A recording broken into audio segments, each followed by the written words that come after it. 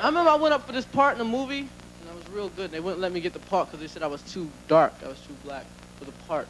You know? I know I'm dark, but I'm no Miles Davis. You know? See, Miles Davis could be Uncle Oil. Miles Davis could be Bosco Man.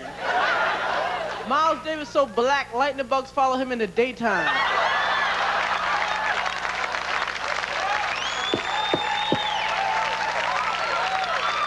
Miles Davis so black, he goes to funerals naked. Miles Davis so black, you put some white dots on him, he'd be a domino. You ever watch cartoons and see those eyes peeping out of the darkness? You know, they open up a big closet door, you see those big white eyes? That's a Miles staring dead at you. In the late 80s and early 90s wasn't built for everybody. It was polished, buttoned up, and dominated by older hosts with a traditional approach. But then came a man who broke every rule, brought raw energy, and gave a platform to voices that had been left out. That man was Arsenio Hall, and his talk show, a cultural earthquake. It's Arsenio!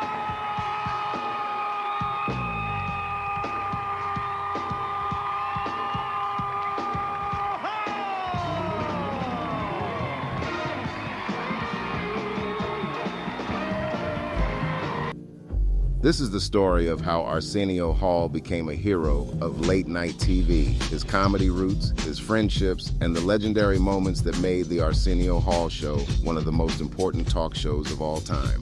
Please click the subscribe for more House of Heroes. Before he had his own stage, Arsenio Hall was grinding it out as a stand-up comedian.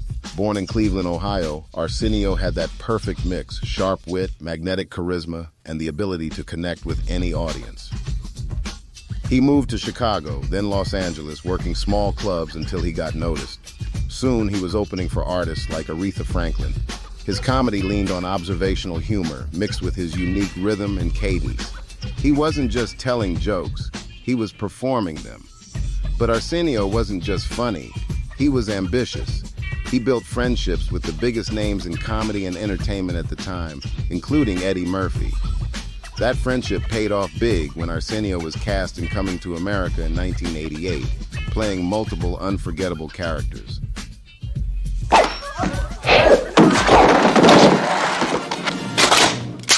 Freeze, you diseased rhinoceros pizzle. In 1989, late-night TV was dominated by Johnny Carson and David Letterman. But networks realized there was a younger, hungrier audience out there, especially minorities who didn't see themselves represented on late-night television. Enter Arsenio Hall. The Arsenio Hall Show debuted in January 1989, and from the very first episode you could tell, this wasn't your parents' talk show. The set was sleek, neon-soaked, modern. The music was funky. The audience was loud. And the dog pound, they made late-night TV feel like a party.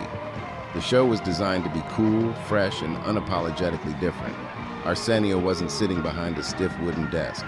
He was roaming the stage, vibing with the band, and connecting with the crowd like a comedian in a club. This wasn't just a talk show.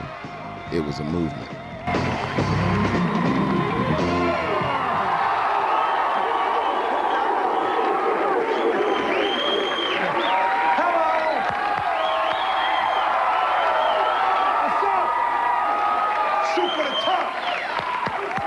Posse right here, give it up for them. Yes.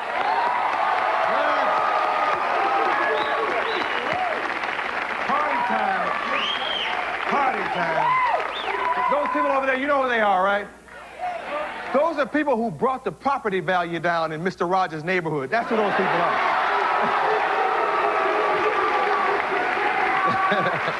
Yes. Oh, boy. So what made the Arsenio Hall Show special? It was Arsenio himself. His comedy wasn't about putting guests on the spot. It was about celebrating them. He laughed with people, not at them. He had a quick wit, smooth delivery, and that classic finger-pointing laugh that became his signature. He blended comedy, music, and conversation into a style that was laid back yet electric. He wasn't a host above the audience. He was part of it. Arsenio created a safe space for artists who didn't fit into the late-night mold. And his interviews, they were unpredictable, heartfelt, and often hilarious. You know them brothers, there's brothers that roll, I know you get this, brothers that roll up on you all the time, just got out of jail. And always got something for you, though, all right? Hey, what's up, brother? Look, we got to rise as a people, okay? If we cannot do that, then we are intercepting our luck. See, if we do that, we grow, we gonna be all right. Now, look here, you got $5 I can borrow.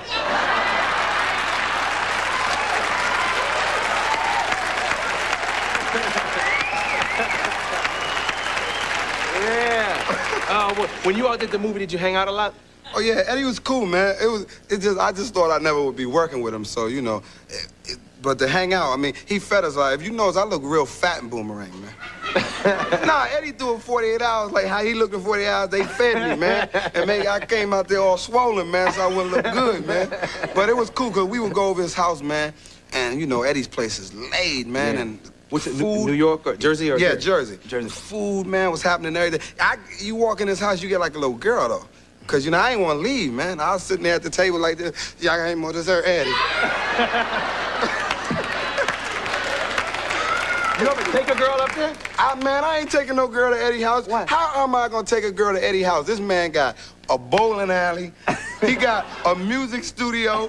Hey, how you going to leave? You going to take a girl to Eddie's house and then go back to your apartment. That's a good point. You know what I'm saying? That's a good point. You take a girl, she be like, won't you just go without me? I'll be there. I got to talk to Eddie about something. Arsenio Hall better put became the your hands go-to on, man. late-night stop for artists and celebrities who were ignored elsewhere. The Arsenio Hall Show was an outlet for artists and bands that weren't always invited to the Johnny Carson and Letterman shows, ones particularly who were heavy metal thrash artists and upcoming hip-hop artists trying to break through into the game or simply promote albums. So music was a big part of Arsenio's contribution. Number 7 with a bullet, and it's just been certified gold. Here with a mini concert performing only and got the time. This is Anthrax.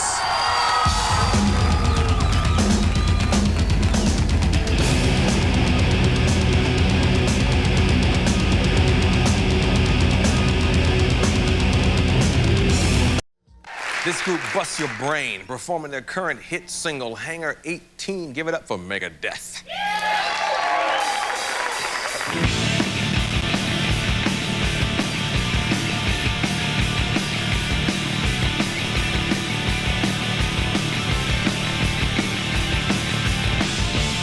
I learned about Dave Mustaine a long time ago because when I did the original Gangster album, he reviewed my album. They asked him, what's your favorite album this year? 5 favorite albums. He said OG, OG, OG, OG, and OG. So my boy's like, yo, you gotta go meet this guy, right? So I met Dave Mustaine. I'm like, okay, you're the business, you're Megadeth. And I was like, this is badass, you know? So we became friends, but never had a chance to work.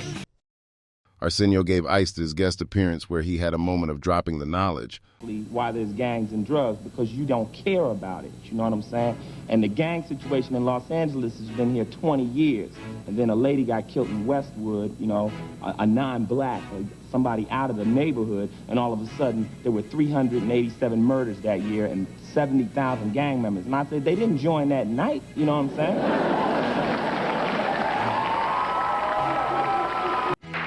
The single you're gonna do a little later, what's the title? Nah, we can't do it, man. Can't do it? Nah, man. The police here, they said, we was gonna perform for y'all, right?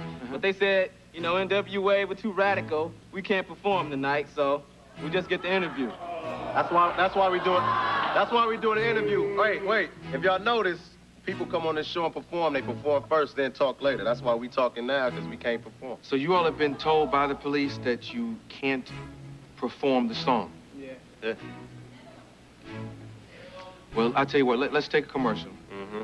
And, I don't know, let's huddle. Maybe we can even get Eazy to talk to us about the problem. I didn't know, wait. Oh, let's take a commercial, we'll come right back. Hey. Okay.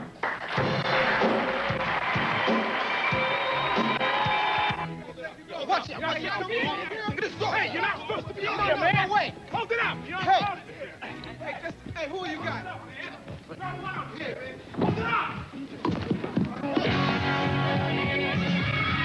Performing 100 miles and running, this is NWA. And we all remember Eazy E and Dr. Dre's rivalry. Knowledge reigned supreme over nearly everyone had a few words about that. What would you like to say about Eazy?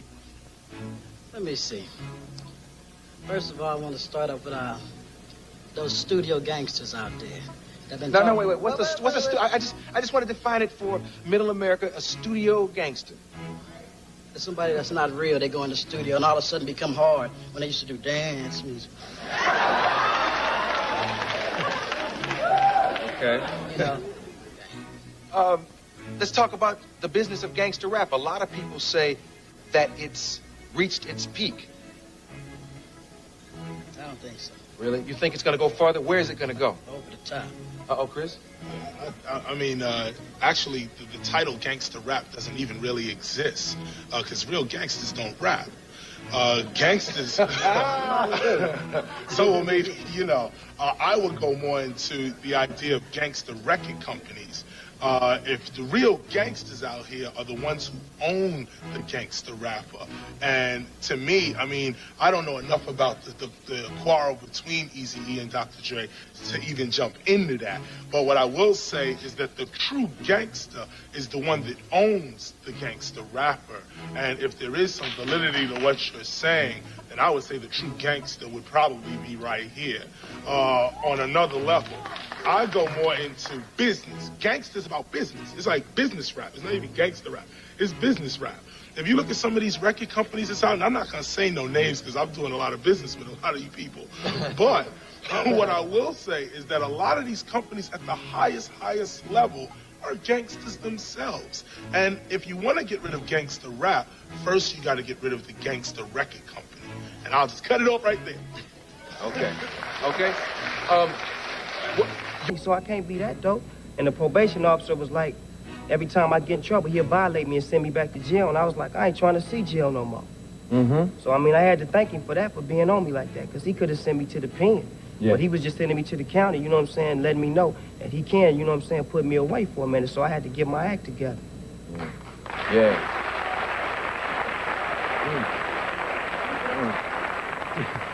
Do they watch my show at the county? You poppin'. Really? You the bomb in the county, Arsenio. Yeah. Good. See, they need Nielsen boxes at the county. I'd be busting Leno's ass if they had a Nielsen box at the county. Nothing. Jaywalking. But it's cool. For jaywalking? Yeah, I got revenge on their ass now. What was the revenge? You know, they beat me up in that city, took me to jail. I was back within 2 months doing a major motion picture with Janet Jackson. And they had to protect me. We was hiring them, and I was the star. So, and I was on the set. Police telling me, where you going? I'm telling them, I'm not coming out my trailer till this cop is off the lot. I'm not coming out my trailer doing their scene till he leaves. And they got to make the cop go. Well, the movie can't go on. So I got revenge. Then I left, skied up, and now I'm just talking about the police.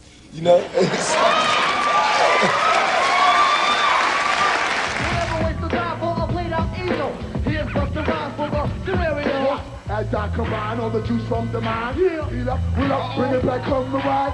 Powerful impact, boom! I brag it, that's up in my mind, just imagine. Vocab, you, very necessary. When taking hands out, not coming. Oh my gosh! Eating I toast you like the one piece of time. Alone for the trap bag, finally, as I come back. What would you like to say to the youth of America, because they need to hear positive things? As far as those who have turned 18 years old, we suggest, Tribe Called Quest suggests that you go out there, register yourself to vote. That's for real. This, we need that, especially for this presidential candidate going on. We really need that, and that's your voice, As far as those under 18, stay in school and study for real. It's a big game. You gotta learn how to play. You have to learn. Yeah. Arsenio had a few guests who tended to have rivalries as well. There was MC Hammer and Vanilla Ice. Arsenio was friends with Hammer and was actually a little irritated by Vanilla Ice. I'm interested in what... Check this out. I want to do something, man. Okay. Before we get into all this stuff, I want to give a special shout out, and I want to bring a homeboy of mine out here. Flavor Flav. Flavor Flav in the house.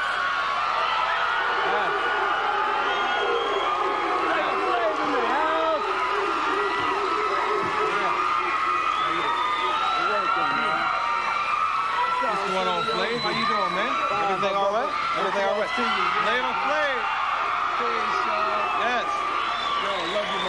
It's a pleasure. It's a pleasure. Thanks a lot, Now, do you mind waiting for us over there while we do this interview, please? No, you don't mind. All right. Love y'all. Flavor Flav in the house.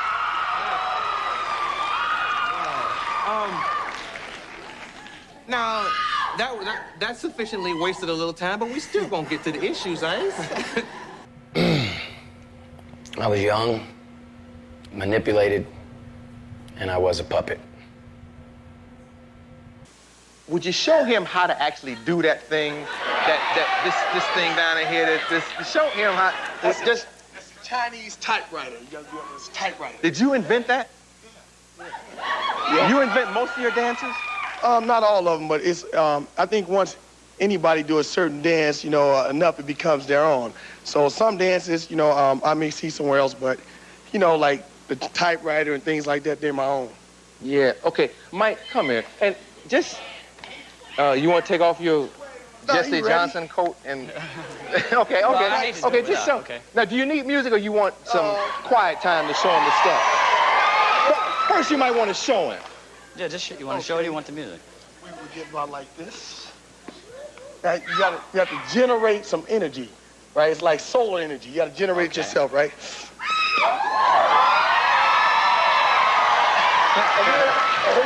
And then when you can't hold it no more, just let it go. Yes. Oh, yeah, that. Okay. Mike, now get some solar energy and let it go. There you go.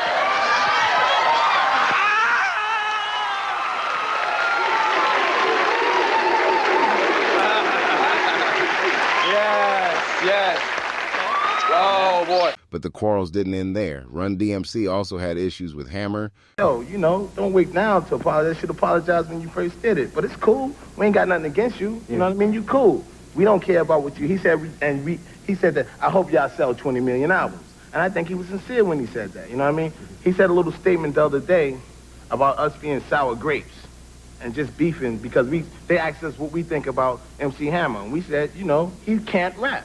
He's not a good rapper. Great entertainer. He's a great entertainer, but he can't rap. You know what I'm saying? You take away the jumping around, you take away the 50 people on the stage with him, and he's not even doing the fake rap that he do. He got his homeboy screaming all his vocals, and he's just jumping around. You know what I'm saying? So okay. Let's take commercial. We'll come right back. Take commercial. We'll be right back. A second rivalry was one between two martial artists, the Rivalry, self-created by Steven Seagal. Between Seagal and Jean-Claude Van Damme, A lot of action-adventure stars popping out of the woodwork. Do you go watch the other guys? What do you think of Jeff Speakman or Van Damme? Do you know Van Damme? No. You've heard of him? Mm-hmm. Okay. Let's start with him, Steven. What do you think of his work? As a martial artist first. Can we change the subject? Well, I mean, because, like, you guys go back to the martial arts world before you were movie stars, right? I mean, he was like a champion somewhere, and, right? I mean, you... Well, I mean, I just promised all my mentors that I was going to be a good boy. Mm-hmm. I think that that's a matter of opinion, that he was a champion anywhere. You know.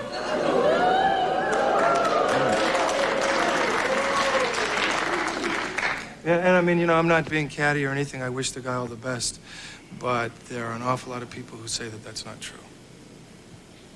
How about Jeff Speakman? Nice guy, huh? I mean, I was very good friends with his teacher. Ed Park was a good friend of mine. And he seems like a real good guy, this kid. I've never met him, but he seems like a good kid. Who would win if you and Steven Seagal had a fight? Below or above the belt? Oh, now explain that now. It's very easy. I don't know. Above the belt. Above the belt? Yes. Of course, me. Now, if I had to say below the belt, what would you have answered? Of course, me. He's a wonderful guy. He's doing... I think Steven Seagal and myself, we're both different, and we are, I believe, the new action star. And he's a wonderful guy. Yeah. Did you ever work out with him or meet him even? No. I'd like to see you all in a movie together. Yeah? Who's gonna play the bad guy? You can both be good guys and beat up bad guys. Yeah, like you and Eddie Murphy. Yeah, we'll be the bad guys, and you guys can be the good guys. Steven, that'd be good. But Steven Seagal, myself against Eddie Murphy and Arsenio. Yeah, and I'll tell you, y'all will be doing, Steven will be doing that walk he does, and you will be doing your thing, and I'll be doing this.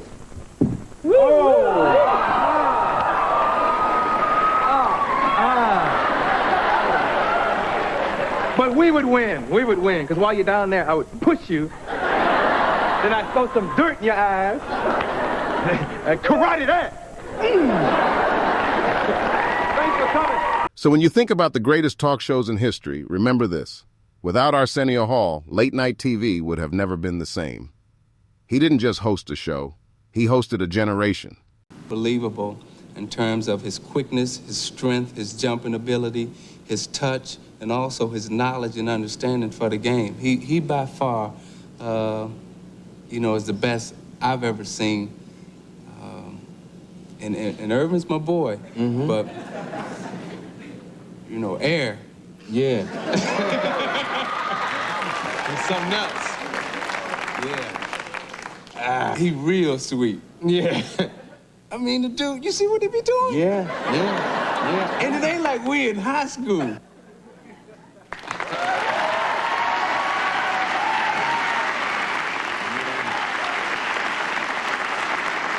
Not only a nice guy, but one of the great ball players in the NBA, saying those wonderful things about you. I think that's something you have to be proud about. If you have the respect of your peers, it goes a long way, far greater than any championship that you may win. Arsenio was known to have his share of great movie stars as well. Sandy, I don't know if you have the other clips they sent over, but if there's one of Kurt dressed as a woman or as a house husband, can we look at that? Please. Please, guys.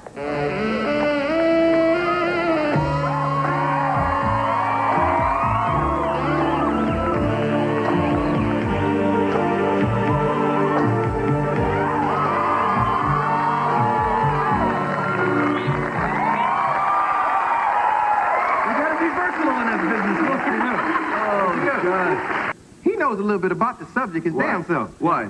Sandy, Nighthawks. Oh, come on. Nighthawks. That's right. There wasn't a comparison here now.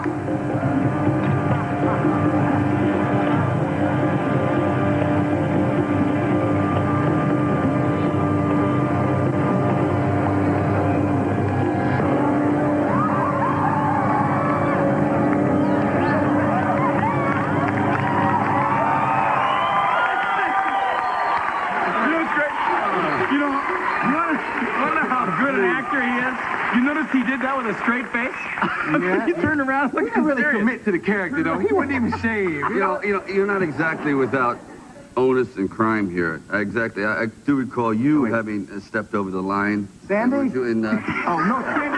Sandy, no. Sandy, you fired if you... Oh, no.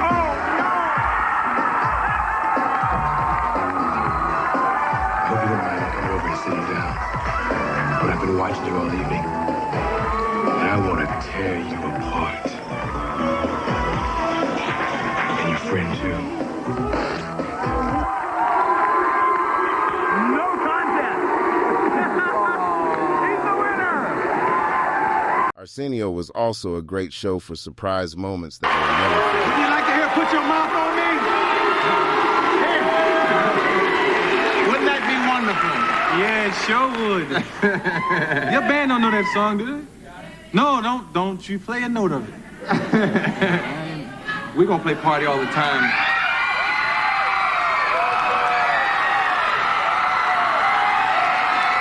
Michael Jackson, as if you didn't know.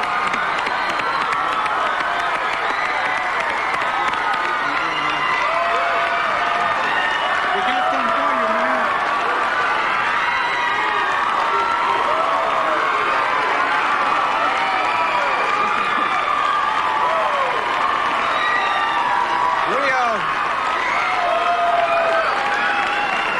Something that we'd like to present to Eddie, and I'll let Michael tell you the rest.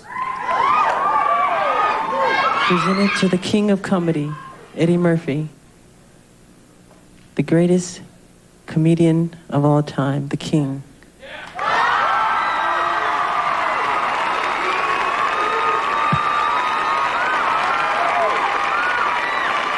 This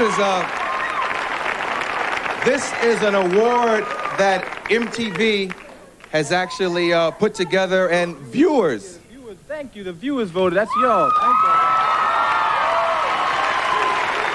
Thank you for giving me this. You gotta give it to me. We have something we got to give you. This, wait a minute. Just wait right there. Michael Award. Wait, look, go get it. Well, stay with Michael. Don't leave. Oh, okay. Okay. I'll stay here with Michael. MTV sent this over. I don't know if you know about this, but... The Viewers Award for Michael Jackson for the greatest video in the history of all videos, Thriller.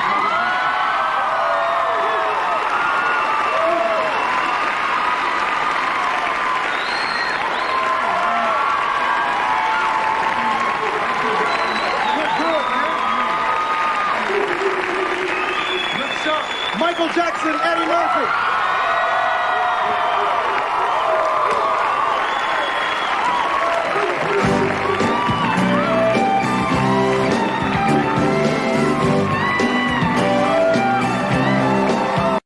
But not every surprise was a pleasant one. This moment was crazy. Huh? I'm sorry, I can't hear you, man. Why don't I have any gay guests on my show? Wait, I'm sorry, why don't I have any gay guests on my show? Well, there are a lot of gay guests who really don't like to talk about their sexual preference, so we don't know whether they're gay or not. You know? Now, this ain't Merv. You didn't think I'd run from this, did you? This ain't Johnny. I ain't gonna run from it. I'm gonna deal with it. You know what I'm saying? Now, who would you like me to have on my show that's gay that maybe I haven't had? Who? I don't know Gus Van Sant, but I know Elton John. He's been here and he's rocked the house. Okay? Okay? What? When Harvey has something I'm interested in, I'll bring him on the show. But this is my show, okay? This is my show. This is my show. You understand? This is my show. This is my show, man. You think I haven't had somebody on the show because they're gay? What's wrong with you, man? I'm black. I'm black, man. I'm black, man. I'm the biggest minority you know about. I don't want to hear that gay trash, man. I got gay friends I've had on the show. Because you don't know them or it ain't who you want on the show, you got a problem with it. If you want to book it, get yourself a show. Now sit down, so I can do the show. You've had your say and I've had mine.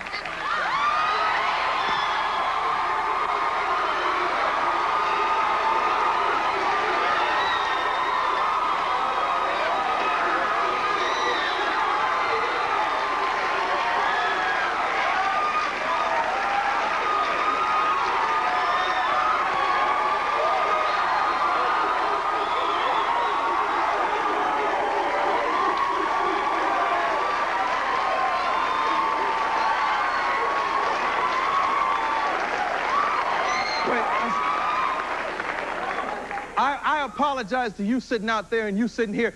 It's rude and it's out of order. The one thing I would not do is discriminate against a guest because of their sexual preference. To be honest with you, there are a lot of gay guests on this show, but it ain't none of your damn business that they're gay.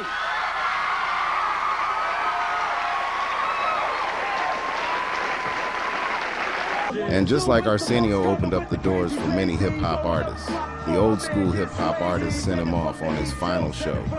With their tribute to him, I check out how I do it. Only hip-hop show representing hip-hop. They got me on the track, black and sweeter than candy. I rip it like this with my man and Sandy. Yeah, it's like that, y'all. Yeah, it's like that. Check it out. How we do it, yo. We don't stop.